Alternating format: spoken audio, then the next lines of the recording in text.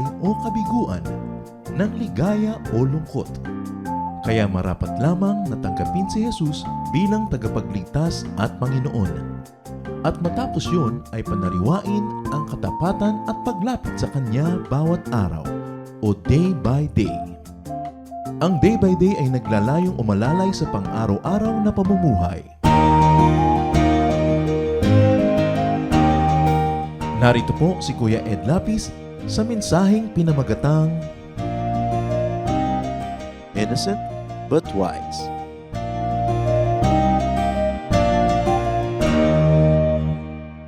Psalm 37:23. The steps of a good man are ordered by the Lord, and He delights in His way.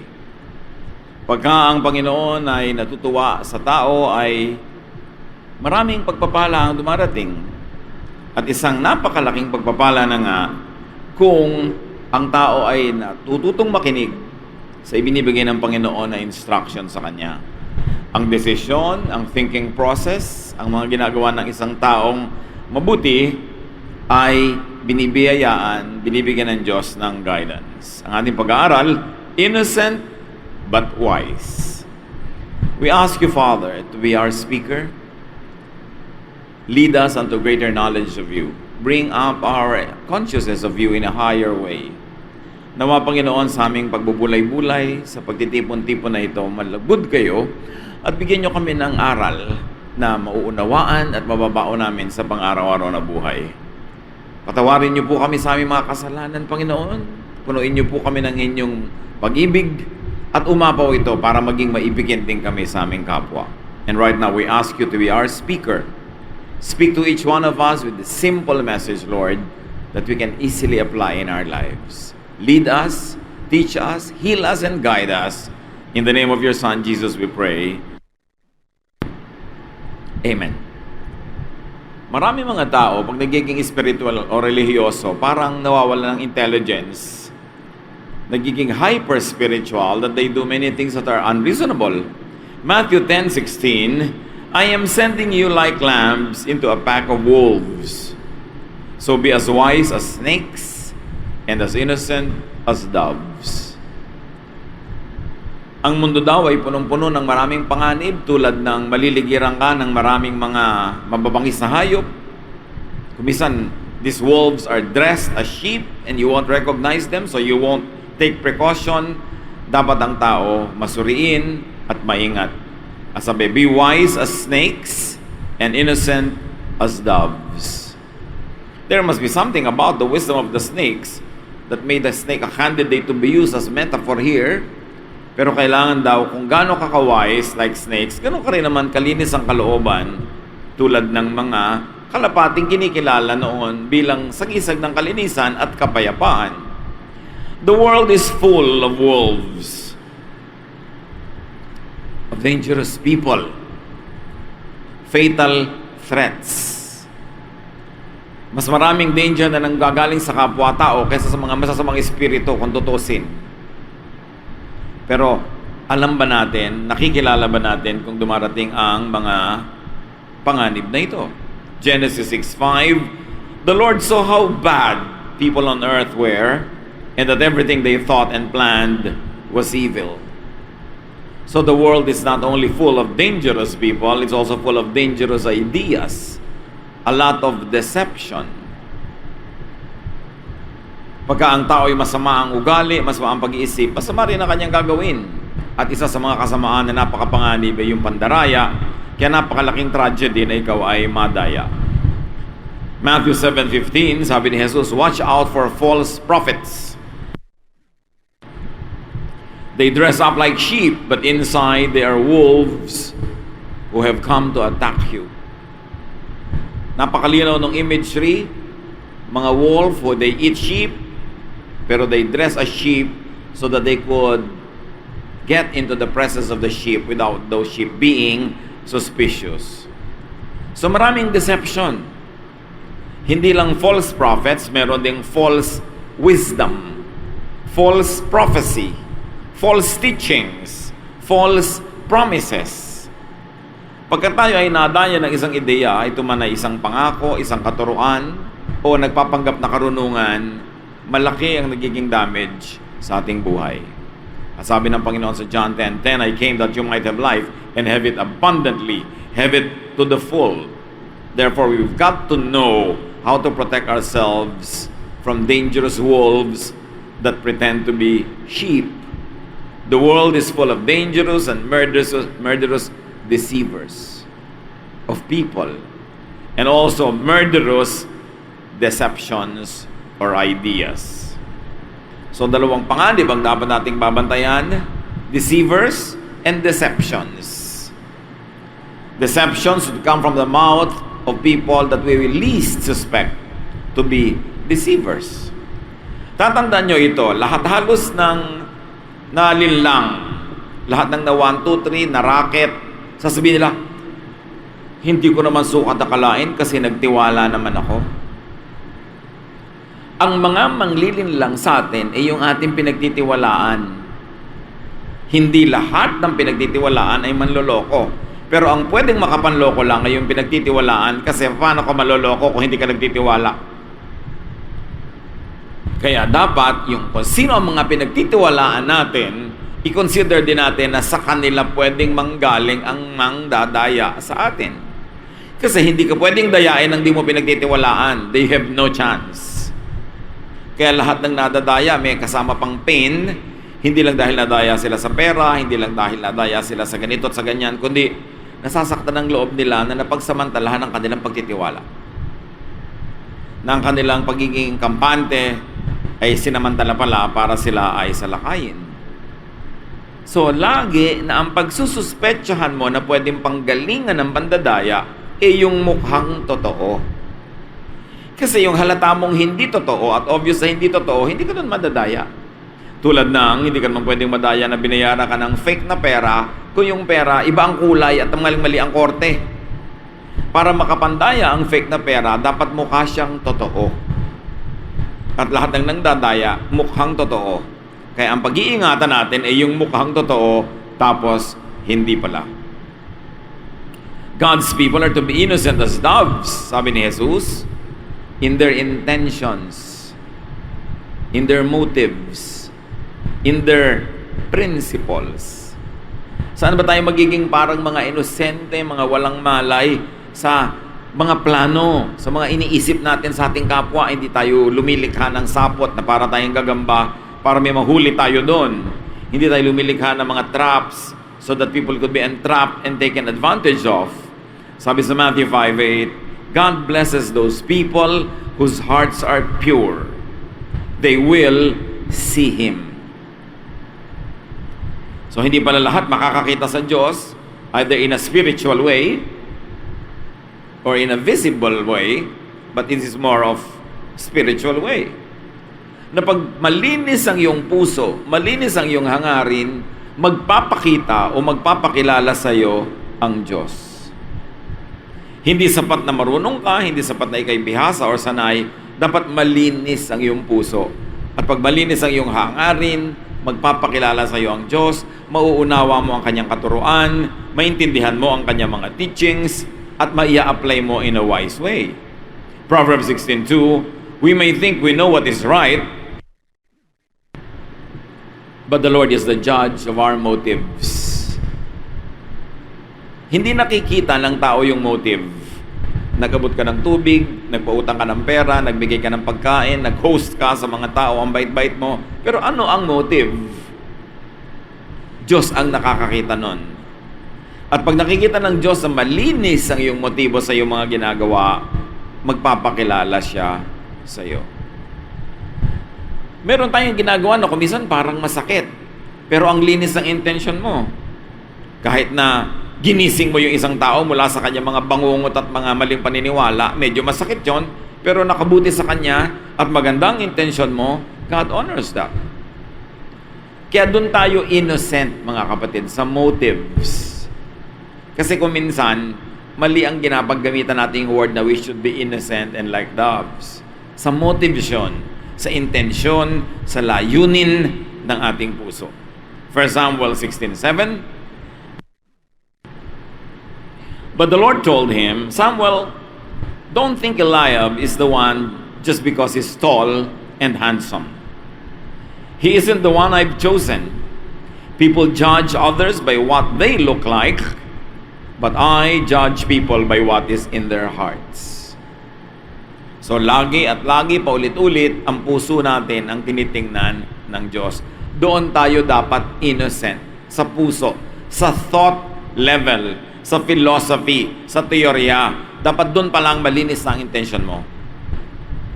God's people are to be innocent, not ignorant. Akala ng mga tao, pag innocent ka at maka-Diyos ka, pwede ka na rin hindi matalino.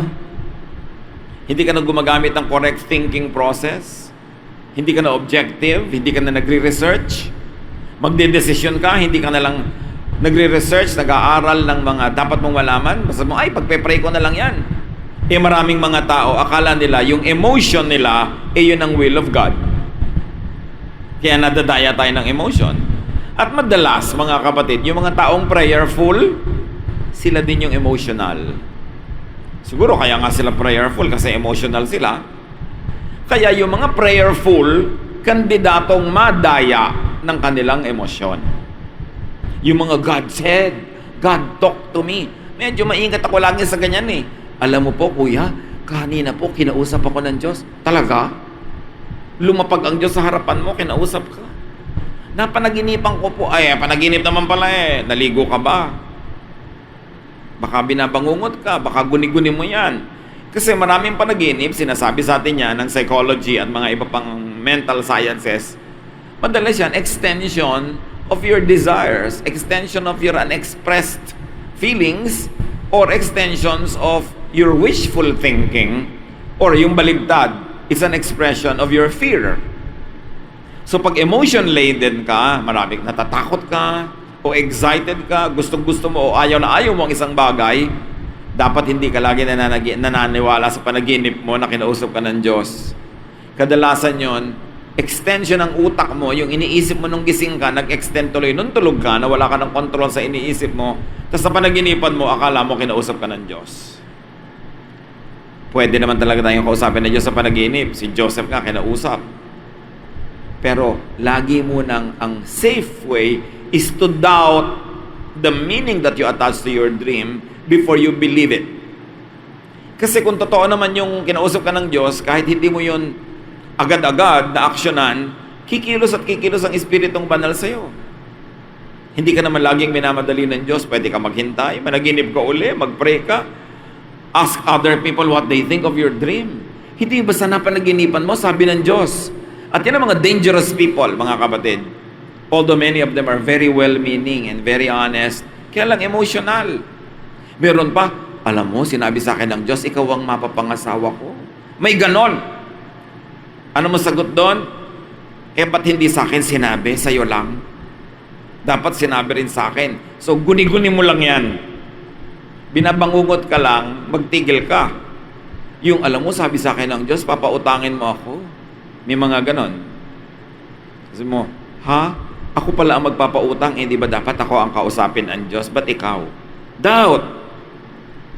Okay lagi, talaga, sabi pala ng Diyos, maraming ganon, nagpapautang tuloy ng hindi dapat, nagbibigay tuloy ng hindi dapat dahil hindi sila nakikipag-argue with God's will, yung pala guni-guni. So God's people are innocent but not ignorant. You always consider the facts, you study every available information on the ground so that you could be properly guided in decision making. God's people are to be innocent, not foolish. And definitely not naive. Hindi ka dapat masyadong simpleng mag-isip that God will protect me. Bakit hindi ka naka-seatbelt? God will protect me. Bakit ang dami-dami mong tarangkasaka sa gate mo? Ipoprotect ka ng Diyos. Ganon. Bakit ikaw? Diba? Di uminom ka rin ng lason. Ipoprotect ka pala ng Diyos. Maraming mga ganung uri ng mga pananaw. God will protect me. You protect yourself. Gamitin mong utak mo na bigay sa iyo ng Diyos and then ask God to give you added protection. Pero kung yung intelligence na binigay sa iyo ng Diyos, hindi mo papakinggan, tas maghihingi ka ng himala, marami nang nabigo. At pag nabigo sila sa kanilang expectation sa Diyos, na inimbento lang naman at hindi naman Diyos ang may sabi, expect it, nawawala ng pananampalataya, nangihina ang pananalig, sinisisi ang Diyos. God gives us intelligence, so it is a spiritual activity to think, to be wise, and to use the brain that God had given us. Hindi kailangan masyadong simpleton. Kaya nga lagi kong ipinapaalala kahit sa mga mahilig mag-missions, well, magandang mag-mission, pero ang bata-bata mong babae, kaya ganda-ganda mo, magmi-mission ka sa mga prison na punong-puno ng mga sex-starved men, malamang sa'yo ma-rape ka. Kung sasabihin, ay, God will protect me. Kasi marami na tayong nakita na hindi naman nagkaroon ng ganong protection. Dapat, sinusunod mo yung law of nature, sinusunod mo yung intelligence, sinusunod mo yung utak na binigay sa'yo ng Diyos. Hindi yung parang tatalon ka sa building, sabi mo, ay, sasaluhin ako ng Diyos. Ganon-ganon ang pinapagawa ni Satan kay Lord. Nung tinutokso niya si Jesus, dinala niya doon sa pinakamataas na tore ng templo, na ang gilid noon ay bangin pa na napakalalim, bukod doon sa foundation ng tore, ang tabi pa noon ay bangin. At sabi ni Satan, sige nga, kung talagang anak ka ng Diyos, di ba, mahal ka ng Diyos, tumalon ka. Total, nakalagay sa scripture, hindi niya papayagan na yung paa mo ay sumayad kahit sa mga bato. Bakit ka tatalon? Para lang patunayan mo na ipagtatanggol ka ng Diyos? Paano kung hindi niya gawin yon? Ikaw ngayon ang mawawala ng pananampalataya sa Kanya. Dapat isinusuri, pinag-aaralan, at hindi pinapasawalang bahala ang mahalagang bagay. Diyan umaabuso ang maraming mga nagbabasa ng Biblia. Maraming hindi na gumagamit ng utak. Para bang kasalanan mag-isip, kasalanan maging matalino. Samantalang Diyos ang nagbibigay ng katalinuhan, and one of the gifts of the Holy Spirit is knowledge. And a higher gift is wisdom. Proverbs 4:11, I instruct you in the way of wisdom and lead you along straight paths. So the Lord gives instructions. Dapat alam mo yung instructions. And the Lord, being the author of the law of nature, can teach you if you only would observe natural law. Sabi niya, I will instruct you in the way of wisdom. Alam mo na pag napuyat ka, sobra kang sunod-sunod na araw na puyat, kulang ka sa pagkain at pahinga at marami kang stress, bababa ang iyong immune system, magkakasakit ka, kahit ka banal, kahit ka madadasalin. Hindi mo pwedeng sabihin, ay, pinag-pray na ako, tapos hindi ka kumakain mabuti, hindi ka natutulog ng tama, magkakasakit ka, magtataka ka, ba't ako pinabayaan ng Diyos? God instructs you in the way of wisdom, and the instructions are written in biology, written in the human body, written in natural law. We've got to know all of those. Hindi ini-spiritualize mo ang lahat ng bagay. Kahit hindi ako kumain, lulusog ako. Kahit hindi ako uminom ng gamot, gagaling ako. Ang dami nang namatay. Ang dami nang hindi nagpagamot, nabigo. Although, paminsan-minsan, merong sinasabing hindi sila nagpagamot, gumaling sila. Malamang nahimala, o baka may iba silang ginawang tamang hindi lang nila alam. Pero bakit mo iaasa sa ganon ang iyong buhay samantalang natural law tells you that there are ways to get well? Huwag yung sobrang hyper faith na hindi na nag-iisip. Hosea 4:6, my people are destroyed from lack of knowledge. Kita mo, hindi naman bababa ang Diyos sa langit at ipupuwera ka sa parusa o kaya sa consequence ng lack of knowledge. If you plant, you will harvest. So if you plant foolishly, you will harvest the fruits of foolishness. God will not exempt you from that. Kailangan i-observe mo ang natural law. Very important. God's people are to be innocent as doves, but wise as snakes in their methods, in their ways, in their technique. At ito nga pinag-uusapan natin kanina pa. Wise ka.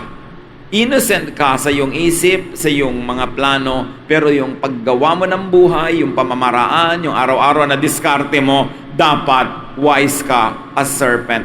Hindi ka innocent as dove.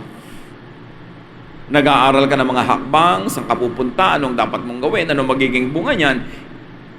And you are wise in doing things, especially in dealing with others.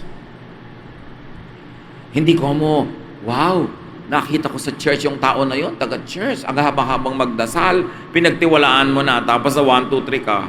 Marami kasi umaaten ng church, nakikipag-fellowship, nakikipagpalagayang loob, sumasali sa ministry, nagpaplano lang pala ng tamang oras ng attack. Pinapahulog ang loob mo, pinapaamo ka para ka madaya, kaya kailangan, hindi ko mo, ang punong-puno naman ng verses ang bibig niya, at lagi siyang dasal lang dasal, nagtitiwala ka na agad. Dun wise ka as serpent in your method. Innocent ka as dove, hindi mo siya pinag-iisipan na lolokohin mo siya, pero wise ka na hindi ka rin nagpapaloko. Kailangan tiniisip natin yan. Why are we talking about these things? Ang dami nabivictimize sa mga fellowship. Kumisa nga nabivictimize pa sila ng preacher, ng pastor, ng leader. Yung pala, napagsasamantalahan lang sila. Sila pala ay dinadaya o ine-exploit. Tiwalang-tiwala, hindi na marunong mag-isip. Proverbs 2:2, keep in tune with wisdom and think what it means to have common sense. Dapat may common sense ang tao, lalo't mananampalataya. Ecclesiastes 2:3, sabi ni Solomon, matapos siya magsubok ng mga bagay na medyo questionable kung dapat gawin ba ng isang makadiyos na tao, sabi niya, I tried cheering myself with wine and embracing folly. My mind still guiding me with wisdom. I wanted to see what was good for people to do under the heavens during the few days of their lives. So sabi niya, sinubukan ko ang mga bagay ng mga kabalbalan, pero kahit sinusubukan ko yon, kalahati ng utak ko nag-iisip pa rin. Hindi ako sobrang nagpadala sa mga bagay lang na hindi pinag-iisipan. So, importante, kahit anong ginagawa natin, pinapaandar natin ang ating isip. Spirituality should not be equated with stupidity. Hindi ko mo makadiyos ka, at hindi ko mo spiritual ka, ay hangal ka na. At nagpapahangal ka, at nagpapauto ka, dapat ginagamit mo yung utak. So, grow in knowledge and wisdom. Tulad ni Jesus, Luke 2:52, Jesus became wise and he grew strong. God was pleased with him, and so were the people. So even Jesus became wise. He progressively became wiser and wiser. Siya na yun, hindi tayo naman lalo. Hindi puro, naku, sabi sa akin ng Holy Spirit, naku, sabi sa akin ng Diyos. Kailangan iniisip mo rin, lalo't parang hindi sensible yung mga sinasabi sa iyo ng Spirit. 1 Corinthians 14:15, ano sabi ni Pablo? So what shall I do? I will pray with my spirit, but I will also pray with my understanding. I will sing with my spirit, but I will also sing with my understanding. So sabi niya, hindi ako makakalimot na mag-isip at maging matalino kahit ako spiritual. Of course, ang talagang context dito is speaking in tongues that you don't understand. Sabi ni Paul, kailangan maintindihan ko yung sinasabi ko. Bakit ako magsasalita ng hindi ko naintindihan? Kailangan naintindihan ko yun. And applied in a broader way, dapat iniintindi mo ang ginagawa mo. Hindi lang basta bulag na bulag kang tatalon dahil it's an act of faith. Spiritual also means mental, and it means wise. Kaya marami sa mga tao na espiritual, religyoso, nagiging biktima ng andaming scam, andaming pandaraya, at andaming exploitation. Kasi iniisip nila, pag spiritual ka, hindi ka na nag-iisip. But godly sense is wise. So do not let spirituality and religiosity be a tool of deception and exploitation. Isa sa mga pinaka-exploited people on earth ang mga religyoso. Kasi oras na naniwala na, hindi na nag-iisip. Kailangan laging nanunuri. Dahil hindi naman magagalit ang Diyos sa'yo pag ginamit mong utak mo. Total, siya namang bibigay nun. Pero yung nandaraya sa'yo, yun ang magagalit pag nag-iisip ka kasi ayaw niyang mag-isip ka para lagi kanyang madaya. But God doesn't want you to get deceived. So use common sense. And be very careful, brothers and sisters, with the application of yung by faith. Yung by faith na yan, Sabi niya, naku, by faith. Gusto ko pong mag-mission sa probinsya. Paano ang support system mo? By faith po. Meron akong gagawin, by faith. Ang ibig sabihin nila sa by faith, without thinking or without planning. Tapos si by faith missionary, pagka naman nagigipit, nangungutang, nag-i-strategize din kung kanino magpaparamdam o dadaing. Pero kanina, sabi niya, by faith. Yung paano mo ipapagamot ang anak mo, by faith na lang po. Ang ibig sabihin nila, hindi na mag-iisip, hindi na gagawa ng paraan. Ibig sabihin ng iba sa by faith, outright unreasonable. Bakit mo ginagawa yan? By faith po. Kahit na baligtad sa katalinuhan ng ginagawa mo, by faith po kasi. At meron pa, ibig sabihin sa kanila ng by faith is obviously careless and dangerous. Kababae mong tao, papasok ka sa kulungan ng mga sex-starved men para ka mag-Bible study, ba't di na lang lalaki ang papuntahin doon? By faith po, gagawin ko to.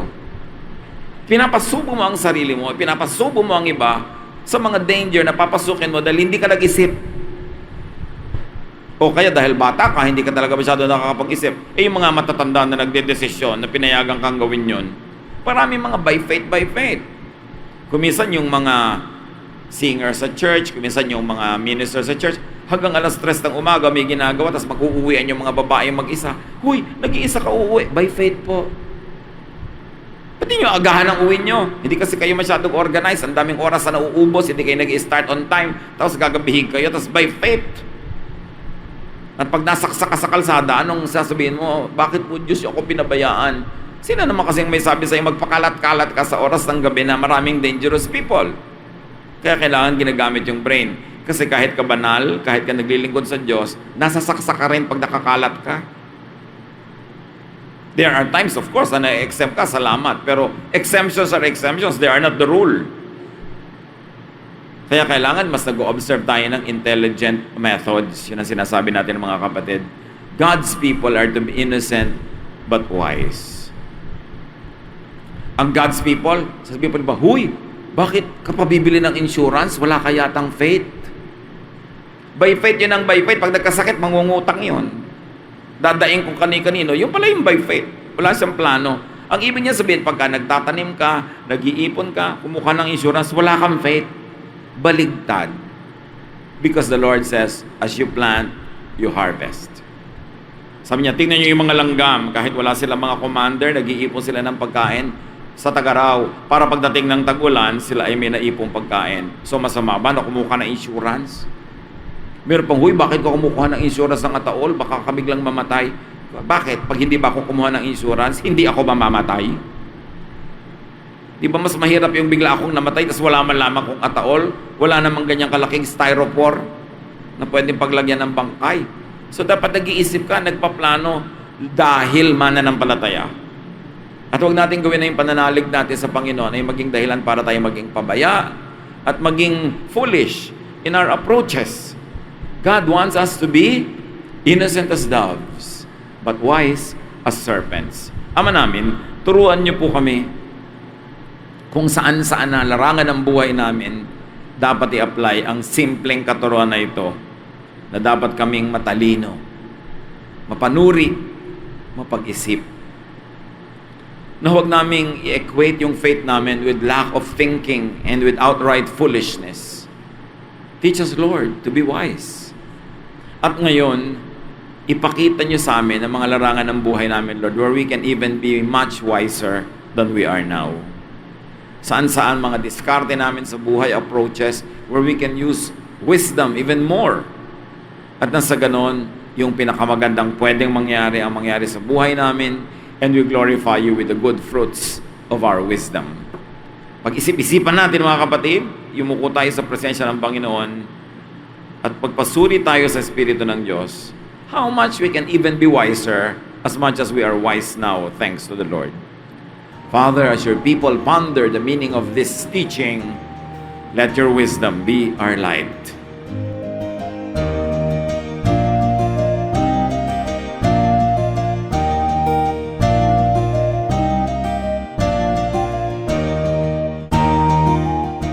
Ang katatapos pong mensahe ni Kuya Ed Lapiz ay pinamagatang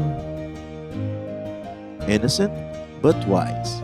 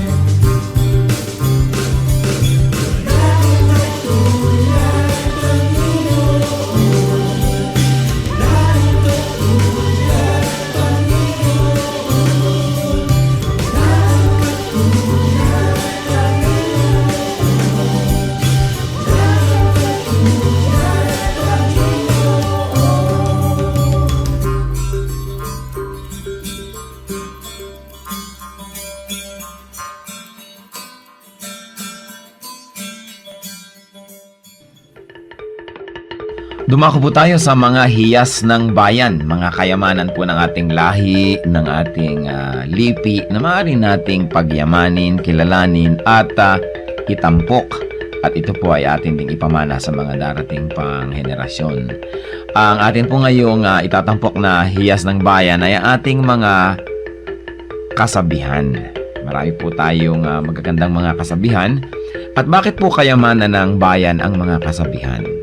Sapagkat ito po ay mga karunungan na naipon, sinala, niliglig, binuo ng panahon. Sa tagal ng ating mga karanasan bilang isang bayan, bilang mga mamamayan, bilang tao. Ang ating po mga ninuno ay nakabuo ng mga salawikain na nakabase sa mga mahahaba, matatagal at malalalim na mga karanasan. Kaya dapat lamang namang pahalagahan ng mga kasabihang ito sapagkat hindi naman tayo basta-basta makakaimbento ng kasabihan sa loob ng isang araw o isang linggong karanasan. Kailangan po ang mahabang pag-oobserba sa buhay, pagdidili-dili, at pagkatapos po ay pagbubukas ng isip. Ang atin pong kasabihan na itatampok sa araw na ito ay galing sa Katagalugan, ang kahoy na likot baluktot, hutukin hanggang malambot. Kung lumaki at tumayog, mahirap na ang paghutok. Talaga nga naman po, tamang-tama. At ito po ay galing sa UP Cultural Dictionary for Filipinos ni Thelma B. Quintanar at mga kasama. Uulitin ko po ang kasabihang ito. Ang kahoy na likot baluktot, hutukin hanggang malambot. Kung lumaki at tumayog, mahirap na ang paghutok.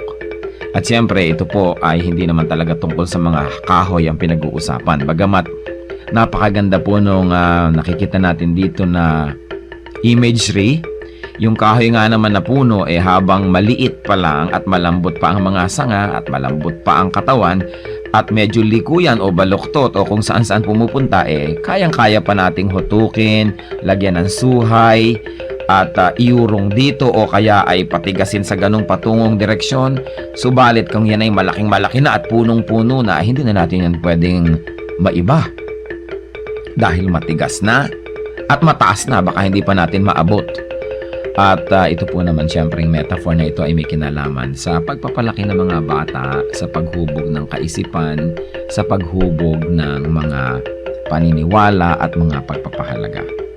Napakahalaga ang pagtuturo sa bata ng mga konsepto ng tama at mali, ng maganda at ng mga hindi maganda, habang ang tao ay bata pa, habang ang kanyang isip ay mura pa, at habang siya ay masunurin pa, habang siya ay dependent pa at umaasa pa sa kanyang mga magulang o sa mga matatanda, habang siya ay teachable and impressionable, ay kailangan na dumating tayo sa talagang masusi at seryosong pagtuturo. Napakahalaga na turuan ng mga bata sa tamang panahon. Huwag po nating ipaurong-urong ang pagtuturo sa mga bata. Pag kami mga itinatanong, huwag natin sabihin, bata ka pa, hindi mo pa malalaman yan, saka na, pagtanda mo na. O kaya, ano ba, kabata-bata mo, ang dami mong tanong, malalaman mo rin yan pagtanda mo. Kailangan po maingat tayo sa pagsagot sa mga tanong, ibigay po natin ang mga sagot na tumpak at tama, at itrato natin ang mga bata na parang matanda kung ating kausap, igalang din natin sila, at bigyan natin ng mga tamang paliwanag. Tandaan po natin ang pagbabantay, ang pagtuturo, ang paghuhutok sa mga mumunting mga bata. Yan po ay magkakaroon ng panghabang buhay na epekto sa kanilang buhay. Kaya isa pong mahalaga na paalala rin sa ating mga magulang, bigyan natin ng oras ang ating mga anak, bigyan natin ng panahon na mahutok yan sa tama, sapagkat kapag malaki na, mahirap na po yan na ibahin pa. Kaya ilapit natin sa Panginoon habang maaga, palakihin natin ang may takot sa Diyos, palakihin natin na kasama ay mga mananampalataya, nadidinig ang salita ng Diyos, mga Kristiyanong awitin, at nang sa gayon, ang batang ito ay lumaking nasa tamang direksyon. Sabi rin po yan sa Bible, train up a child in the way he should go, and when he is old, he will not depart from it.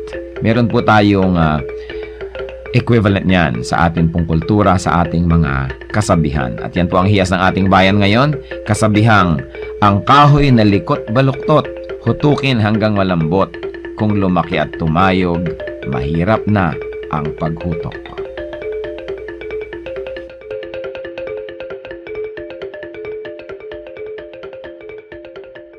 Sa inyo po, Panginoon, lapat itong aking loob na sumilong at pasakop, makisuno at sumukob. Sa tuwing kayo'y lalapitan ay lagi nang gumagabay, taus-pusong lumilingap sa bawat pusong sugatan. Kabutihan niyong matapat, bukas palad kong magbigay, kahit ang tulad kong abay, walang patagong anuman.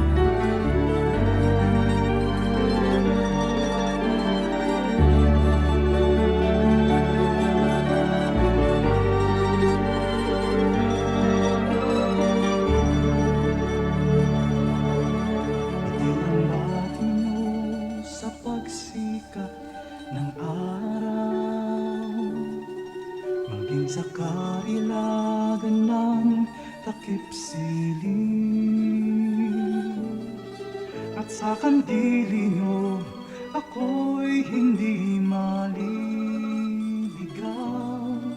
Latnan man ng unos sa lalim ng dilim. Kung sisikapin kong bilangin ang mga bituin, isa-isahin ko man bato sa buhangin. Walang makahihigit sa lawak ng iyong pagtingin, sa kalinga niyo't pagmamahal sa akin. Alleluia, Alleluia, Alleluia, Alleluia, Alleluia, Alleluia, Alleluia, Alleluia.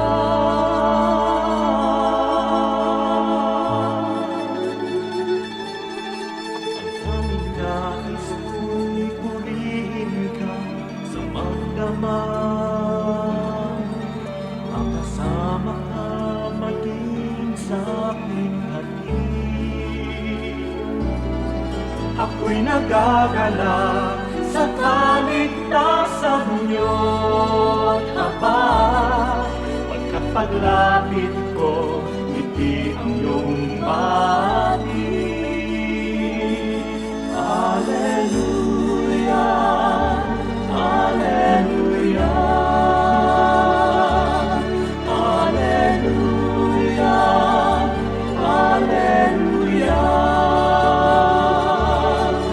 Alleluia, Alleluia, Alleluia, Alleluia. Ngiti ang iyong bahagi sa bawat sandali. Kayo'y hindi nagsasama. Ako'y dinilisan, di niyo hinayaan. Kayo ang laging kasama. Ngiti ang iyong bahagi sa bawat sandali. Kayo'y hindi nagsasawa. Ako'y dinilisan, di niyo hinayaan. Kayo ang laging kasama. Hallelujah, Hallelujah,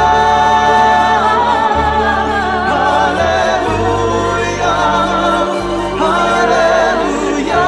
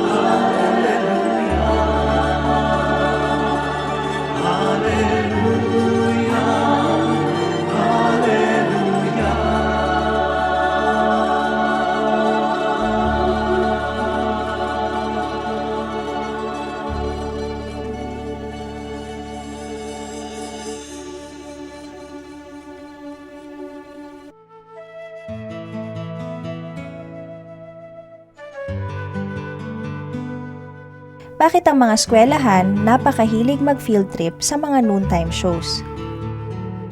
Yan. ang hindi siguro maganda sa ating mga educational tours. Dapat ine-emphasize natin mga museum, mga handicrafts, living traditions ng bawat bayan, mga galleries para ma-develop yung artistic taste and affinity with cultural heritage ng mga bata. Yun namang noon times yun sa papanood nila sa TV araw-araw kung gusto nila eh. Kaya bakit naman dadalhin pa doon ang educational tour? Ano naman ang matututunan mo doon na may kinalaman sa paghubog ng iyong pagkatao, ng iyong pagka-Pilipino at pagkamahusay na nilalang. Siguro dahil may mga marketing companies kasi ngayon na nagpa-package at nagbebenta ng tour sa mga school, baka yan ang pinakamadali nilang gawin at popular. Pero pag sinunod ng educational system kung anong hilig at popular, hindi na mangunguna sa paghubog ng citizenship ang educational system, magiging tagasunod na lang sa uso.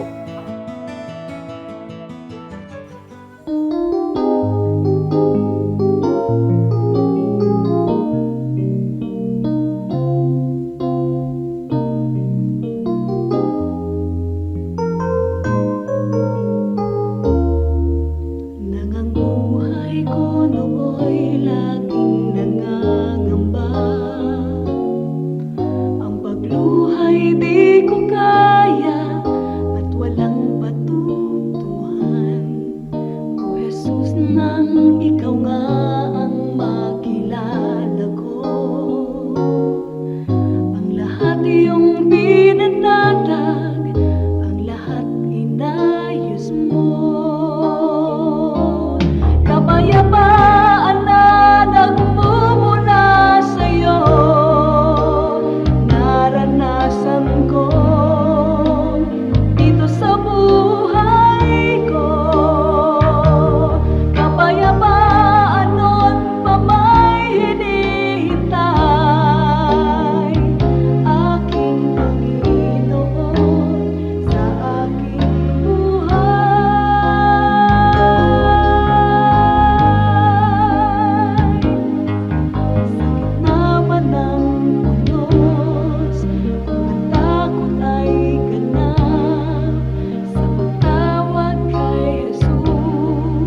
Papayapa ang lahat.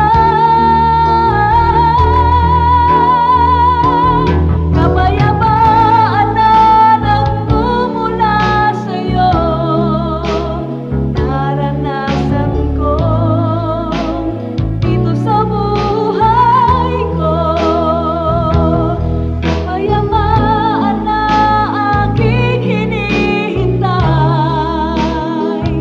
aking Panginoon sa aking buhay,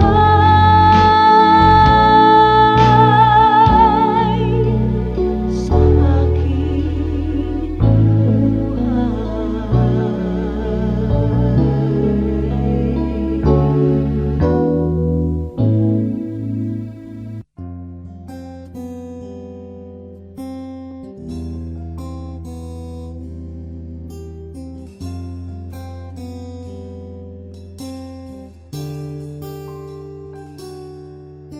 Mula sa sinapupunan, ako'y iyong kilala.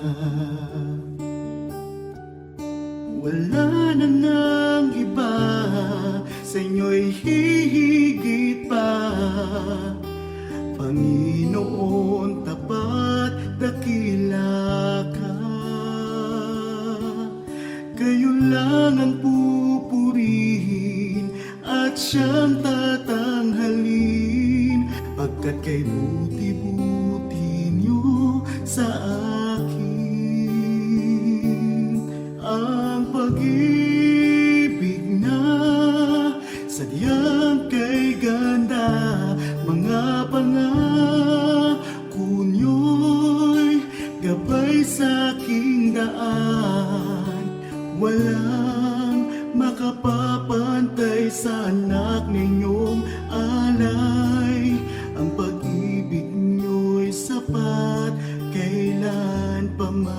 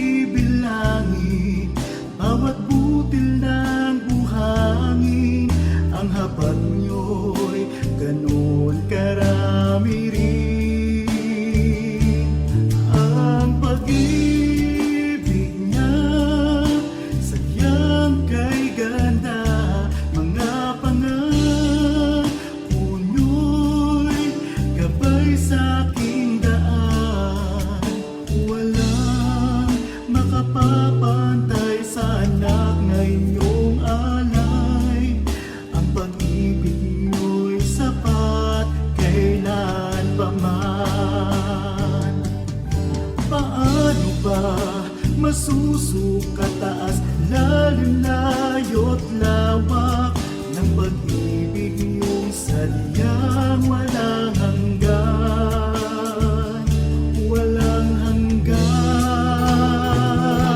Ang pag-ibig na sadyang kay ganda, mga pangako nyo'y gabay sa aking daan. Walang makapapantay sa anak na inyong alay. Ang pag-ibig nyo'y sapat kailan pa man. Ang pag-ibig nyo'y sapat kailan pa man. Ang pag-ibig nyo'y sapat kailanman.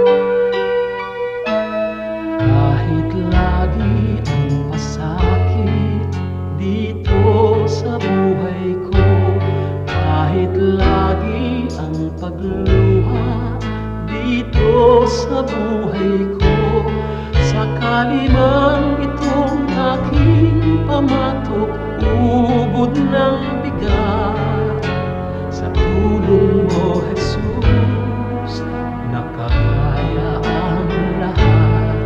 Kung sakaling ang ligaya'y di pa natagpuan, kung sakaling ang ginhawa'y di pa nakakamtan, sa piling mo, Jesus, ako ay lagi nang nakatanaw sa langit mong laan, di na mamamanglaw. Pagtitiis, pagtitiis ang kailangan kong mabatid. Kaya't ikaw, Panginoon, ang aking tutularan. Pagtitiis, pagtitiis ang kailangan kong mabatid. Ang buhay ko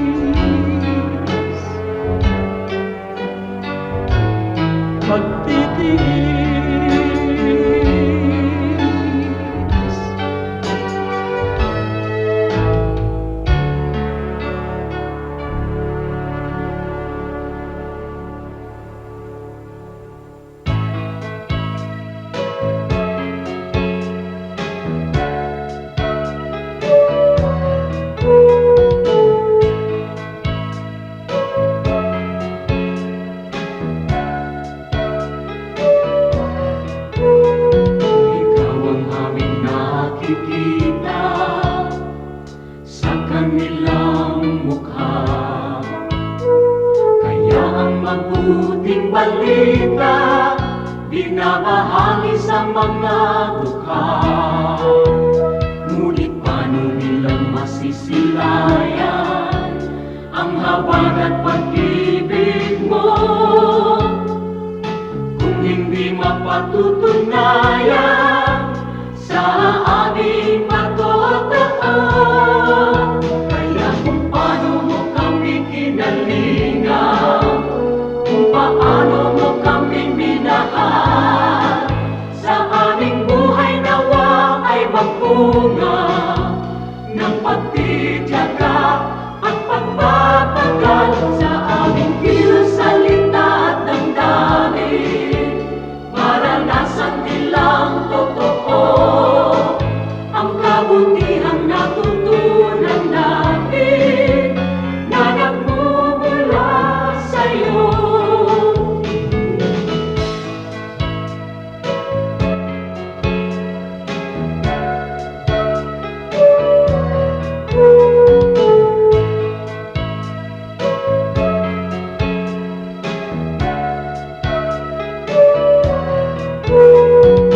Kung ang tao at ang lipunan ay laging makasarili, sa'yo ang bagong panuntunan, ang maglingkod at magsilbi.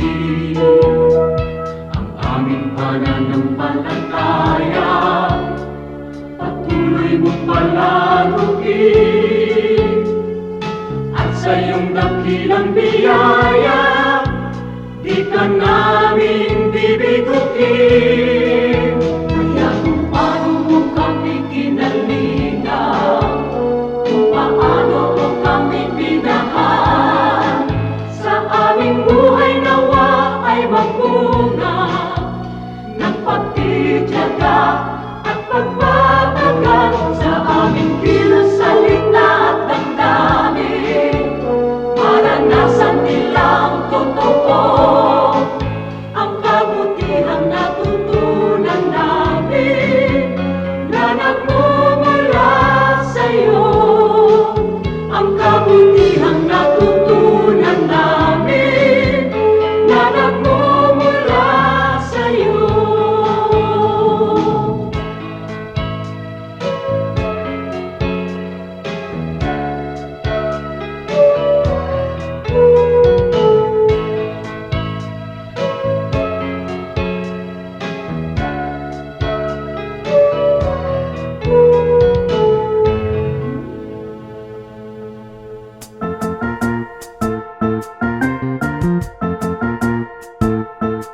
Oras na po para pansamantalang magpaalam ang programang Day by Day. Tayo po'y magsama-sama tuwing ika-6 hanggang ika-7 ng umaga, araw-araw. Magandang umaga po at mabuhay ang Panginoong Hesus!